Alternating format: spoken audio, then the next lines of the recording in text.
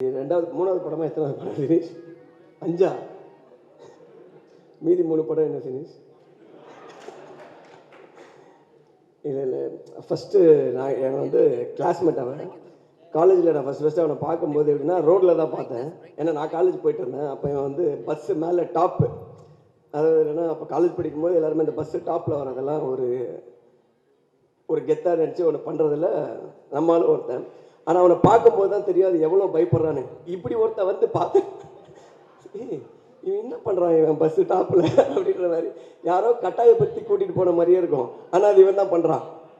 அதுக்கப்புறம் சரி ஓகே இப்படிலாம் இருப்பாங்க போல் காலேஜில் நினச்சி போய் கிளாஸில் உட்காடுறேன். பார்த்தா பக்கத்தில் ஒருத்தன் வந்து உட்காடுறான். டே இவனை அங்கே பார்த்தா அதே ஆள் தான் இவன் வந்து உட்காடுறான்னா, நீங்கள் தானே அது மேலே ஆமாம் எப்படி இருந்துச்சு, நல்லா இருந்துச்சு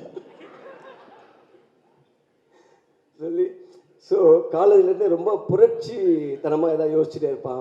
தனியாக போய் ஒரு நாள் ஒரு பையன் வரான். கீழே மச்சான் கீழே வந்து யாரோ போராட்டம் பண்ணுறாங்க அப்படின்னா.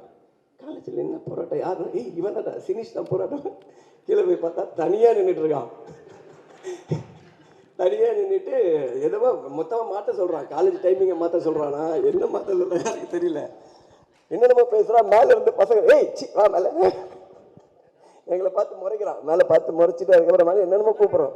அதுக்கப்புறம் மேலே வந்து திட்டுறான். ஏண்டா ஒருத்தர் இறங்கி யாராவது ஒருத்தர் ஆரம்பிக்கிறேன்னு ஆரம்பித்தேன், நீங்களாம் வரணும்ல, எங்கே வரணும், இருடா வாடா உட்காரான்னு சொல்லி அப்போத்துலேருந்தே சொல்லிவிட்டு என்னென்னா நமக்கு என்ன ஒப்பீனியன்னா கன்ஃபார்மாக இது வந்து வேலைக்கு ஆகாது, பெஞ்சை மாற்றிட்டேன், இதுக்கப்புறம் என் பக்கத்தில் உட்காரக்கூடாது சொல்லி.